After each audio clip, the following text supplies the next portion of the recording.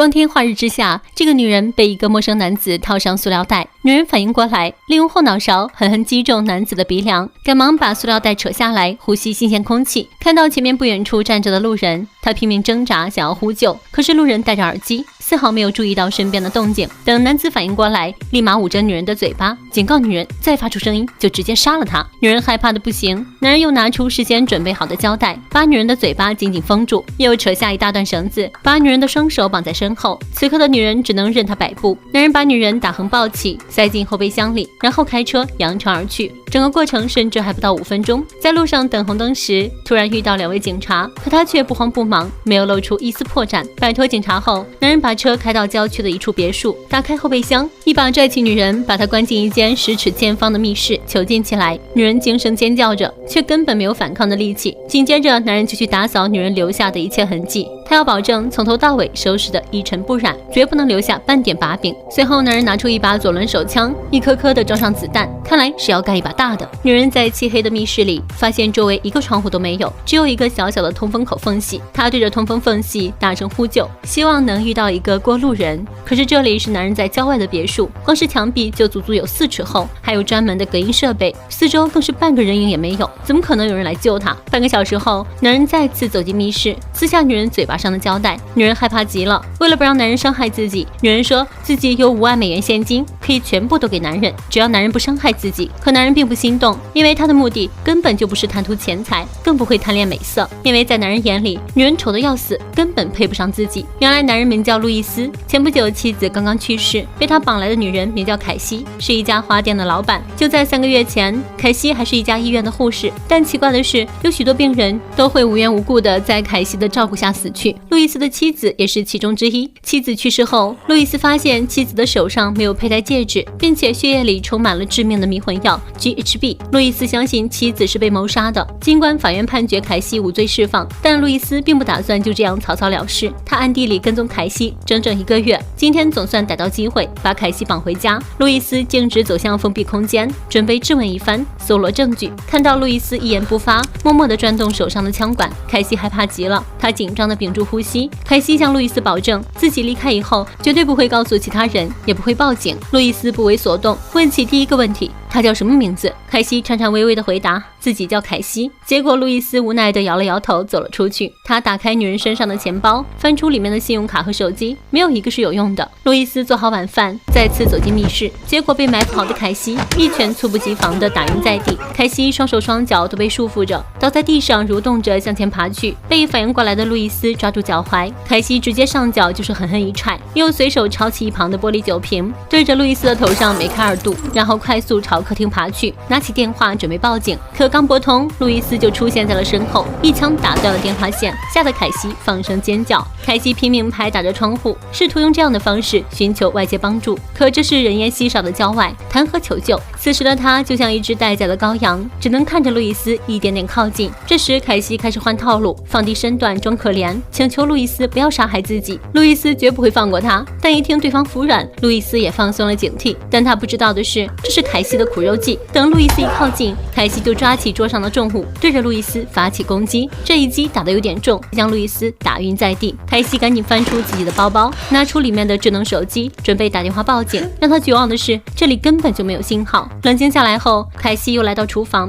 在抽屉里找到一把刀，把自己的脚铐解开，然后仔细检查每一个出口，结果才知道这里全都是电子锁，他根本逃不出去。于是他趴在落地窗前，不停地呼救。可这么一顿操作，不仅没有吸引来路人，反而把晕倒的路易斯吵醒了。这个女人手举着刀，直勾勾地对着面前的男人，男人却不紧不慢，坐在餐桌前吃起了牛排，还邀请女人一起用餐。女人虽然有刀在手，却不敢轻举妄动，因为男人的餐盘附近可是有一把枪。凯西只能乖乖地坐了过去。路易斯再次问起女人的名字，女人坚称自己就是凯西。路易斯强忍着愤怒，他早就有调查，知道女人在撒谎。路易斯深吸一口气，又问了一遍，女人依然重复上次的回答。路易斯再也忍受不了，直接拿起一摞盘子往女人头上上砸去，又拿起桌上的枪对准女人，但女人也不是好惹的，反身一抡，两人扭打起来。不得不说，这个女人还是有两把刷子的，双手锁住路易斯的喉咙。由于男女力量悬殊，等路易斯找到机会反击，女人的力气也用得差不多了。路易斯毫不心软地将其一拳抡晕在地，还不忘捡起地上的枪，把女人重新拖回密室。一番打斗后，路易斯累了，出来想歇一会儿，准备打扫一下客厅，毕竟这是打斗后的痕迹，他必须及时清理掉。就在这时，门外驶来一辆汽车，原来是路易斯家的保姆。看着地上凌乱不堪，保姆也出头了，捋起袖子准备大干一场，但路易斯拒绝了。他以心情不好辞退了保姆，还让他赶紧离开。看着保姆离开，路易斯这才松了一口气。他以最快的速度把地上的残渣收拾好，又给自己包扎好伤口，拿起一把尖刀，走进关押女人的密室。路易斯再一次问起女人的信息，名字、生日、出生地、工作经历。他已经观察凯西好几个月了，凯西细心编织的谎言当场被拆穿，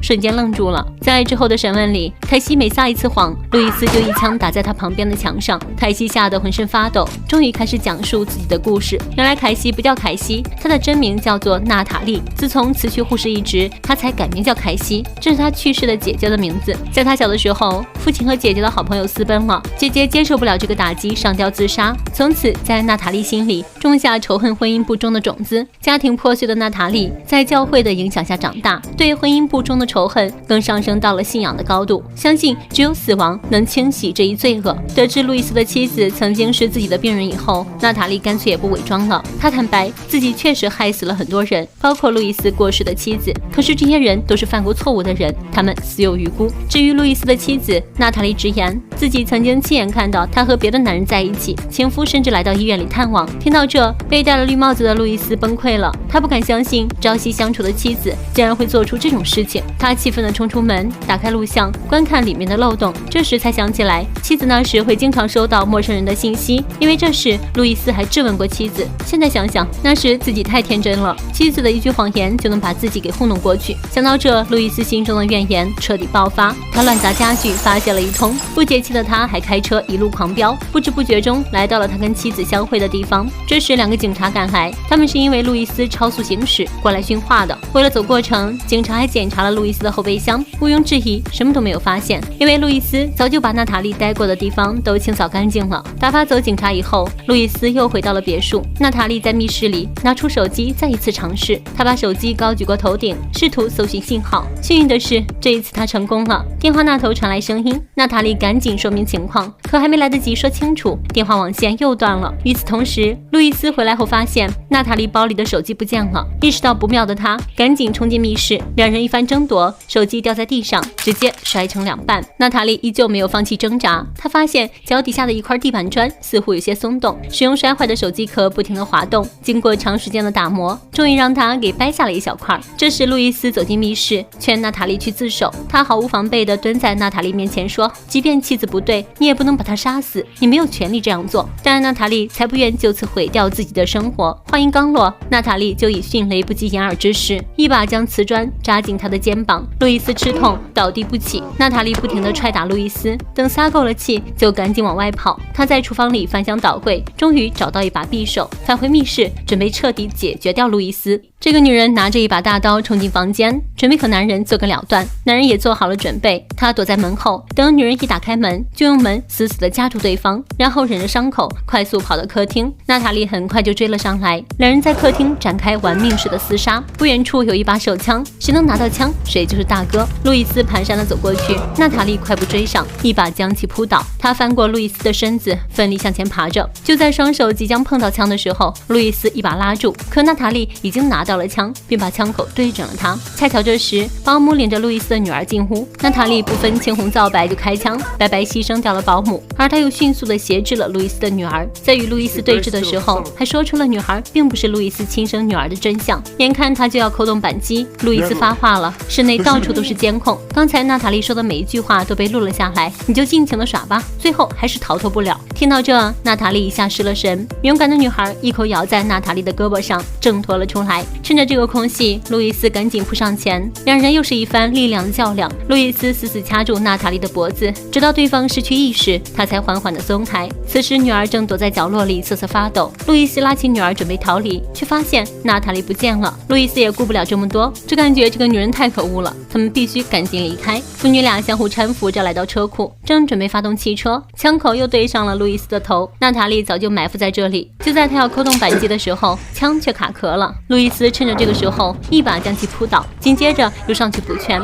谁知道娜塔莉就像没事人一样，抄起一旁的钢叉，朝倒在地上的路易斯走去。娜塔莉一脚踩上他的大腿，举起叉子用力一插，路易斯死死抵住，眼看着就要划破脖子。路易斯一点也不敢松懈，猛地一个转弯，一棍子打翻娜塔莉。路易斯赶紧连滚带爬，魔女娜塔莉则被卷闸门活活压死。路易斯早已录下了娜塔莉的证言，抱着女儿等待警察的到来。事实证明，女人狠起来真是太可怕了。女主角对偷情的人深恶痛绝，我还以为有多崇高的道德感，结果她自己杀起人来毫不手软，连保姆都不放过。果然道德表都是对别人要求很高，自己却可以无恶不作。本期就到这里了，咱们下期再见，拜拜。